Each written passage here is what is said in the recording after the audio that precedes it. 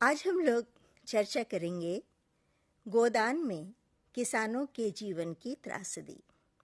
आप लोगों ने त्रासदी शब्द के बारे में जाना होगा, जो अंग्रेजी के ट्रेजेडी का हिंदी रूपांतरण है। इसकी चर्चा अरस्तु ने की है और सामान्यतः जो हम लोग इसका अर्थ लेते हैं वह है दुखांत या दुखपूर्ण रचनाएं।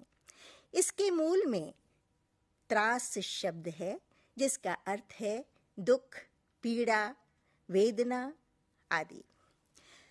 गोदान का अगर हम अध्ययन करें तो आद्योपांत हम इस त्रासदी का चित्रण देखते हैं और होरी का संपूर्ण जीवन, जो भारतीय किसानों का प्रतिनिधि है, 1936 तक उत्तर भारत के जो भारतीय किसान थे, उनकी जिंदगी में इतनी व्यथा थी, इतनी पीड़ा थी, इतना दुख था, इतनी त्रासदी थी, जिसका चित्रण प्रेमचंद ने जिस मार्मिकता के साथ किया है, यदि हम उसका अवलोकन करें तो हम देखेंगे कि गोदान किस तरह त्रासदी से युक्त रचना है। जब कोई लेखक रचना करता है और वह भी प्रेमचंद जैसा सशक्त रचनाकार, जिसे हम कथा सम्राट के नाम से जानते हैं, तो उसके परिप्रेक्ष्य में उस समय की पारिस्थितिकी होती है, उस समय का समाज होता है, उस समय की राजनीतिक स्थितियां होती हैं, अर्थव्यवस्था होती है, संस्कृति होती है। यानी जब कोई रचनाकार अपनी रचना करता है, तब उसके इर्द गिर्द वे सारी परिस्थितियां खुद ब खुद सामने आ जाती हैं, जिसमें कोई पात्र जीता है और अपना जीवन व्यतीत करता है। अब हम देखें कि उस समय की परिस्थितियां कैसी थीं जब प्रेमचंद ने गोदान की रचना की थी। उस समय अंग्रेजों की किसान विरोधी नीतियां थीं, ये आप सभी जानते हैं। 1917-18 में चंपारण आंदोलन हुआ था, 1917 में खेड़ा आंदोलन हुआ था, 1917 में रूसी क्रांति हुई थी और भारत के कई शहरों में उद्योग के विकास के लिए कल कारखानों की स्थापना की गई थी। यदि हम गोदान का अध्ययन करें तो हम देखते हैं कि उस समय जमींदारी प्रथा का अंत हो रहा था और पूंजीवादी व्यवस्था का उदय हो रहा था। इसका कारण था उद्योग धंधों की स्थापना। अब हम विश्लेषण करते हैं, देखते हैं, मूल्यांकन करते हैं कि प्रेमचंद ने इस तरह जो वर्णन किया है कि जमींदारी प्रथा के उन्मूलन पर जिस तरह पूंजीवादी व्यवस्था पनप रही थी, उसके कारण क्या थे। उस समय जब प्रथम विश्व युद्ध हुआ तो अंग्रेजों को भारतीय उद्योगों की स्थापना की आवश्यकता महसूस होने लगी। 1916 में भारतीय उद्योग आयोग की स्थापना की गई। 1930 में केंद्रीय बैंकिंग जांच समिति की स्थापना हुई। 1932 से 36 तक यदि आप देखेंगे तो भारत में चीनी के मामले में भारत पूरी तरह से आत्मनिर्भर हो गया था और भारत में चीनी मिलों की स्थापना होने लगी थी। 1935 से 36 तक भारत में सीमेंट उद्योग का भी काफी विकास हुआ था और माचिस, कांच, वनस्पति, साबुन जैसे अन्य उद्योगों और इंजीनियरिंग उद्योगों का भी विकास होने लगा था। तात्पर्य यह कि जो पृष्ठभूमि बन रही थी, उस पृष्ठभूमि में पूंजीवाद के उदय की पूरी संभावना दिखाई दे रही थी। 1936 में गोदान का प्रकाशन हुआ था अब हम देखते हैं कि उस समय जमींदारी प्रथा के अंत की कैसी पृष्ठभूमि बनी थी। यदि आप 1859 से लेकर 1935 तक के समय और उस समय की परिस्थितियों का विश्लेषण करें, अध्ययन करें, तो आप देखेंगे कि अंग्रेजों की किसान विरोधी नीति तो थी ही, और इस नीति के कारण जमींदारों ने किसानों से कर वसूलने के लिए जिस तरह शोषण और अन्याय का मार्ग अपनाया था, वह अपने आप में काफी अधिक त्रासद था। इससे स्वाभाविक था कि किसानों में असंतोष फैलने लगा। 1930 से लेकर 1944 तक किसान आंदोलन होते रहे थे। 27 अक्टूबर 1928 को पंडित जवाहरलाल नेहरू ने यह घोषणा की कि राजनीतिक स्वतंत्रता तब तक निरर्थक है जब तक किसानों को शोषण से मुक्ति नहीं दिलाई जाए। 27-28 अप्रैल 1935 में सरदार पटेल के सभापतित्व में इलाहाबाद में किसान सम्मेलन हुआ, जिसमें जमींदारी उन्मूलन का प्रस्ताव रखा गया। अभी मैंने बताया आपको कि 1936 में गोदान का प्रकाशन हुआ और इसमें हम किसानों के जीवन की त्रासदी का अध्ययन आज करेंगे। तो कोई भी कार्य होता है तो उसके पीछे कई कारण भी होते हैं। अब हम देखेंगे कि किसानों के जीवन की त्रासदी की पृष्ठभूमि में कौन-कौन से कारण रहे थे। तो यदि आप गोदान का अध्ययन करेंगे तो आप पाएंगे कि उस समय होरी जैसे किसान शिक्षित नहीं थे। शिक्षा तो आप छोड़ दीजिए, वे लिखना पढ़ना भी नहीं जानते थे, जिसके कारण बार बार उन्हें शोषण और उत्पीड़न का शिकार होना पड़ता था। होरी जैसा किसान मध्यकालीन नियतिवाद और धर्म भीरू भी था। आप कहेंगे कि मध्यकालीन नियतिवाद क्या है? यानी होरी भाग्य में विश्वास रखता था और वह बार बार कहता था कि उसके जीवन में यह स्थिति आई है तो यह उसका अपना ही भाग्य है। इसके अलावे वह कुछ सोच नहीं पाता था, समझ नहीं पाता था, तर्क नहीं कर पाता था कि उसके जीवन की त्रासदी के मूल में आखिर कारण कौन-कौन से हैं। क्या वह समाज है? क्या वह जमींदार है? क्या वह कारण महाजन है? क्या अन्य जो उस समय की विडंबनाएं थीं, विसंगतियां थीं, क्या वे कारण थे जिससे उनका जीवन काफी अधिक दुखपूर्ण हो गया था? तीसरा कारण आप देखेंगे कि उस समय आधुनिक बोध की अस्वीकृति थी। हम लोग चर्चा करेंगे। होरी का बेटा था गोबर, वह शहर में रहा था, आधुनिक बोध से वह परिचालित था और तर्क से सोचता था, लेकिन होरी उसकी बातों से सहमत नहीं हो पाता था। कारण अशिक्षा थी, कारण मध्यकालीन नियतिवाद था, कारण उसकी धर्म भीरुता थी।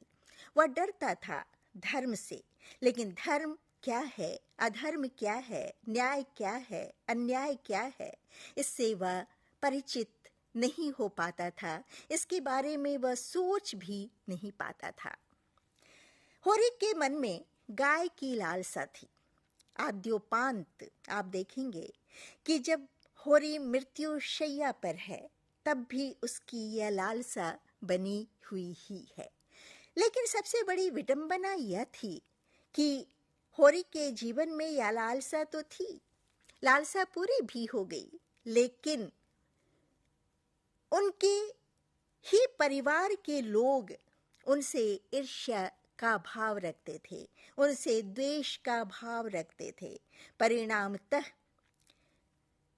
गाय तो आई होरी के घर, होरी कि खुशी का कोई ठिकाना न रहा, लेकिन किस तरह से उसके जीवन में यह खुशी एक नए तूफान का संकेत लेकर आई, इसकी हम चर्चा करेंगे। अगला कारण था कि किसान खेती में ही मर्याद देखते थे। वे अन्य कार्य नहीं करते थे, क्योंकि उन्हें लगता था कि उनकी सारी मर्यादा, उनकी मर्याद इसी खेती में है।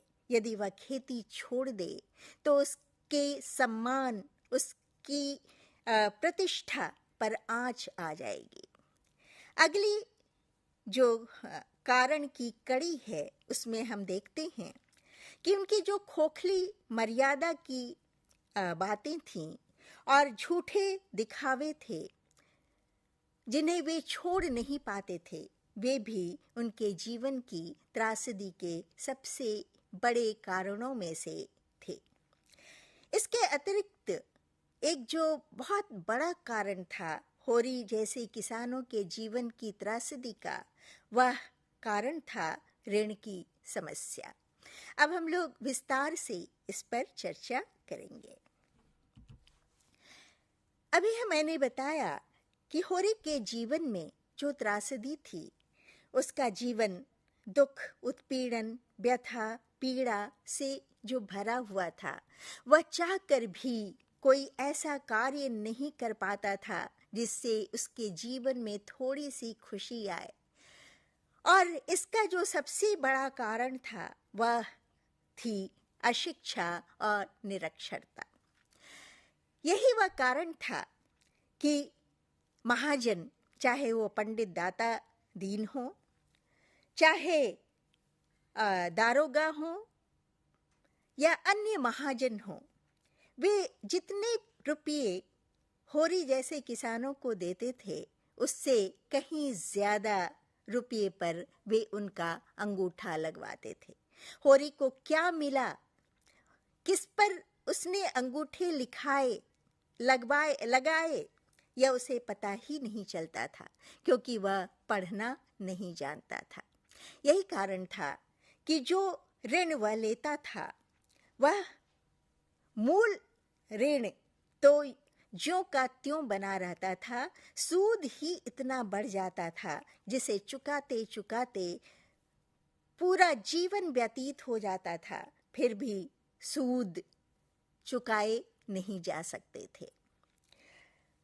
और यही वह समस्या थी कि फसलें उगाई तो जाती थीं, होरी जैसे किसान दिन रात मेहनत करते थे, खेतों में परिवार के साथ खून पसीना बहाते थे, भूखे रहकर फसल उगाते थे, लेकिन जब फसल कटने की बारी आती थी तो खेतों से ही सारी फसलें महाजनों के घर पहुंच जाती थी। और किसानों के घर जो फसलें आती थीं, बहुत ही अल्प रूप में, और जिससे कुछ ही दिनों तक उनका खाना संभव हो पाता था। यानी भोजन की समस्या भी निरंतर बनी रहती थी, भूख की समस्या निरंतर बनी रहती थी, और सब कुछ अपना देखकर भी किसान दोनों जून भरपेट भोजन करने से वंचित ही रहते थे। दूसरी जो समस्या थी जिसकी मैंने चर्चा की, वह समस्या मध्यकालीन नियतिवाद और धर्म भीरुता की बात मैंने आपसे कही।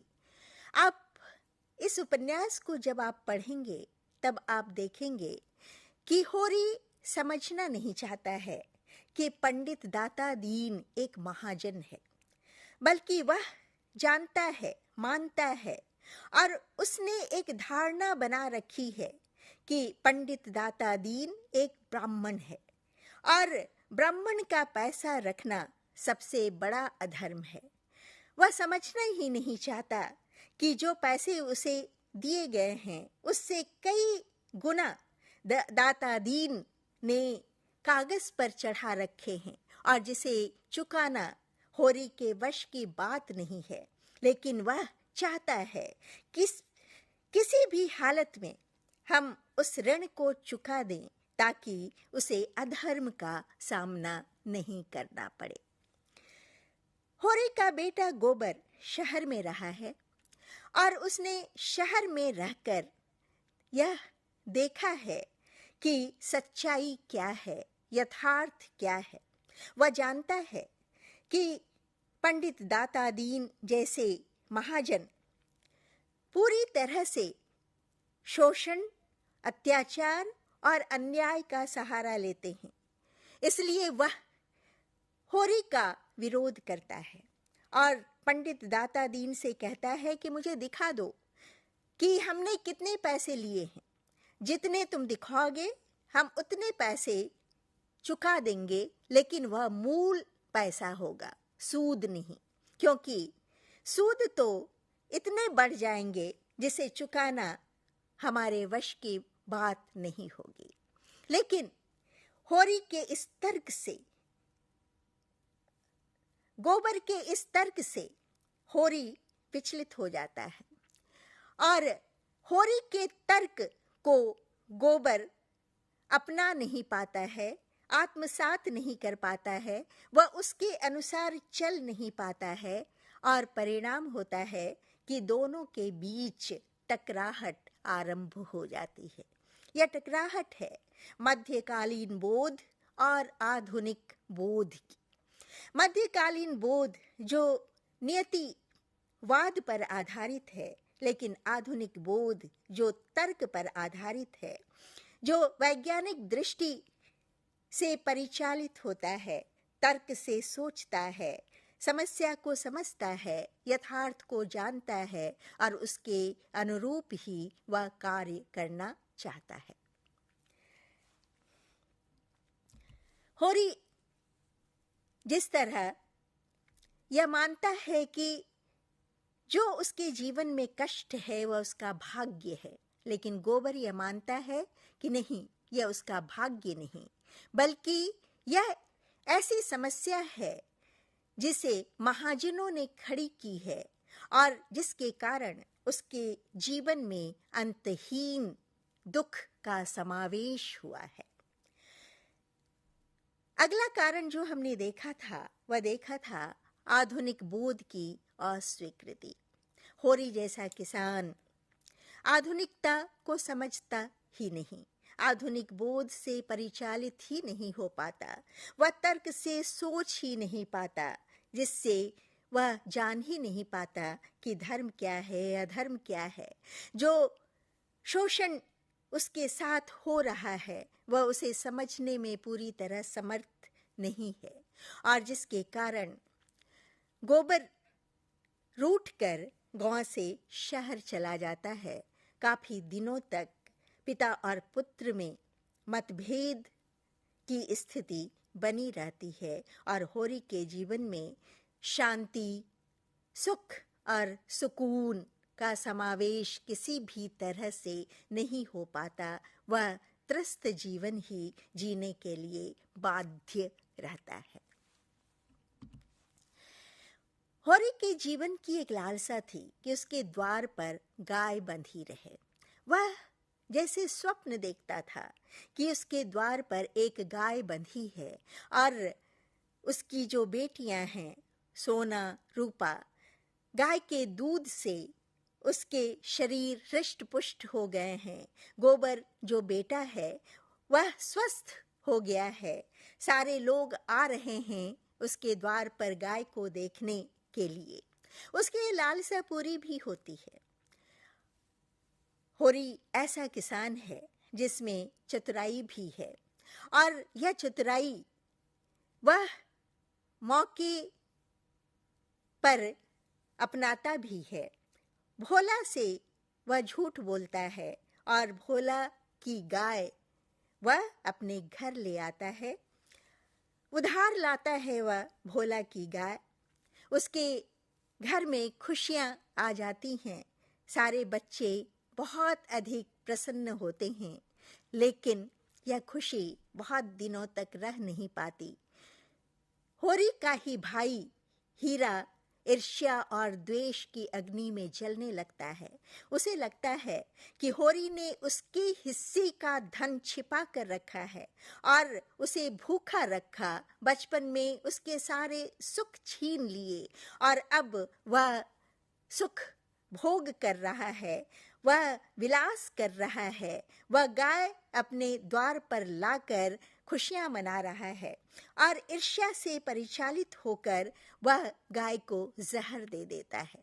यहाँ से एक सिलसिला शुरू होता है। गोबर के जीवन में परेशानियां बढ़ने लगती हैं, उसके कष्ट और बढ़ जाते हैं, उसके दुख की कोई था ही नहीं रहती, दुख खत्म होने के नाम ही नहीं होते और निरंतर वह समस्याओं में, परेशानियों में घिरा रहता है। ऐसा लगता है कि वह ऐसे मकड़ जाल में फंस गया है जिससे निकलना उसके वश की बात ही नहीं है।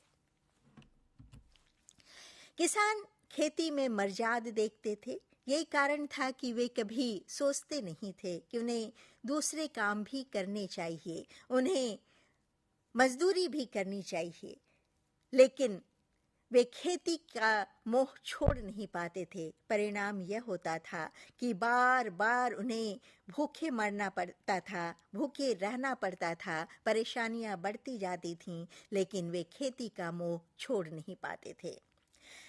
कभी कभी होरी गोदान में कहता भी है, वह कहता है खेती में जो मर्जाद है वह नौकरी में नहीं। कभी कभी होरी का धैर्य टूटने लगता है और वह विवश होकर मजदूरी करना भी चाहता है, लेकिन उसकी पत्नी धनिया ऐसा करने नहीं देती और वह कहती है, कौन मुंह लेकर मजूरी करोगे, मां तो नहीं कहलाओगे। यानी धनिया हो या होरी हो, किसी भी तरह से उनकी अंतरात्मा यह स्वीकार नहीं करती है कि वह खेती को छोड़कर मजदूरी करे। झूठी मर्यादा और दिखावे भी उनकी जिंदगी में इतने अधिक हैं कि उन्हें बार बार ऋण लेना पड़ता है, जिसे चुकाने में वे पूरी तरह असमर्थ दिखते हैं, असक्षम हो जाते हैं। लेकिन मर्यादा है तो उसे पूरा करना ही है। गांव में लगान देना है, बेगार करनी है, नजराना है, शगुन है और न जाने कितनी प्रथाएं थीं जिसके माध्यम से किसानों का शोषण होता था और किसान ऋण में दबे रहते थे। वे इससे कभी मुक्त हो ही नहीं पाते थे। कभी बेटी का विवाह करना हो तो उसके लिए भी जमीन गिरवी रखी जाती थी और फिर जिसे छुड़ाना किसानों के लिए काफी मुश्किल हो जाता था। ऋण की समस्या इतनी बढ़ जाती थी कि किसानों की जिंदगी में केवल दुख ही दुख रह जाते थे। वे ऋण को चुकाने में कभी भी समर्थ नहीं हो पाते थे। गोदान में किसानों के जीवन की जो त्रासदी है, आप इसके कुछ उदाहरण देखेंगे। गोदान आपने जब पढ़ा होगा तो आपने देखा होगा कि इसके आरंभ में ही होरी धनिया से कहता है कि उसे जमींदार के यहाँ जाना है, इसलिए कपड़े ले आए और धनिया उसकी 5 पोशाक ला कर देती है और होरी मजाक करता है, क्या उसे ससुराल जाना है। और धनिया और होरी में जो संवाद होते हैं उसके माध्यम से आपने यह देखा होगा कि धनिया कहती है कि तुम तो कभी 60 तक पहुंच ही नहीं पाओगे और होरी कहता है, हाँ धनिया, अभी तो मैं 40 साल का हूं, लेकिन 60 तक मैं कभी पहुंच नहीं पाऊंगा क्योंकि उससे पहले ही हमारी मृत्यु हो जाएगी। दोनों के संवाद होते हैं और संवाद के माध्यम से ही यह अर्थ निकलता है जो बड़ा ही मार्मिक प्रसंग है, क्योंकि होरी वह स्वीकार करता है, आत्मस्वीकृति है उसकी कि जो परिस्थितियां हैं, विडंबनाजनक स्थितियां हैं, विसंगतियां हैं उसके जीवन में, कि वह 60 वर्ष तक जिंदा रह ही नहीं सकता। उसके जीवन का अंत बिल्कुल निश्चित है। गोदान का आरंभिक अंश है। होरी कहता है, जब दूसरे के पांव तले अपनी गर्दन दबी हुई हो तो उन पांवों को सहलाने में ही कुशल है। आप सोच सकते हैं कि किसानों की जिंदगी किस तरह से थी, उनके जीवन में कितने दुख थे। उनकी गर्दन निरंतर महाजनों के पांव के नीचे दबी थी और वे चाहकर भी उसे छुड़ाने में समर्थ नहीं हो पाते थे। धनिया ने यह महसूस किया था, कितना ही पेट तन काटो, चाहे एक एक कौड़ी को दांत से पकड़ो, मगर लगान का बेबाक होना मुश्किल है। चारों तरफ से लूट है, जो गरीब है, बेकस है, उसकी गर्दन काटने के लिए सभी तैयार रहते हैं। यहाँ तो जो किसान है वह सबका नरम चारा है। पटवारी को नजराना और दस्तूरी न दे तो गांव में रहना मुश्किल। जमींदार के चपरासी और कारिंदों का पेट न भरे तो निबाह न हो। थानेदार और कांस्टेबल तो जैसे उसके दामाद हैं। जब उनका दौरा गांव में हो जाए, किसानों का धर्म है वह उनका आदर सत्कार करे, नजर नयाज दे, नहीं एक रपट में गांव का गांव बंध जाए। आप सोच सकते हैं कि किसानों की जिंदगी किस तरह से काफी अधिक त्रासद थी। गोबर जब रूपा के विवाह में गांव पहुंचता है, तब वह होरी के साथ अन्य किसानों की स्थिति को इस रूप में देखता है। भविष्य अंधकार की भांति उनके सामने है, उसमें उन्हें कोई रास्ता नहीं सूझता। उनकी सारी चेतनाएं शिथिल हो गई हैं। द्वार पर मानो कूड़ा जमा है, दुर्गंध उड़ रही है, मगर उसकी नाक में न गंध है, न आंखों में ज्योति। सरे शाम से द्वार पर गीदड़ रोने लगते हैं, मगर किसी को गम नहीं। सामने जो कुछ मोटा झोटा आ जाता है वह खा लेते हैं, उसी तरह जैसे इंजन कोयला खा लेता है। इस तरह से आप देखते हैं कि किस तरह से होरी बाद में मजदूर बनने के लिए विवश हो जाता है। वह रामसेवक से 200 रुपये कर्ज लेता है और उसकी आत्मा इसे स्वीकार नहीं कर पाती। वह सूतली काट कर उसके कर्ज चुकाना चाहता है, लेकिन विडंबना यह है कि एक दिन वह लू की चपेट में आ जाता है और भूखे प्यासे जब वह मजदूरी कर रहा होता है, तभी जैसे मौत का बुलावा आता है और होरी चाहकर भी अपने जीवन को आगे बढ़ाने में सक्षम नहीं हो पाता।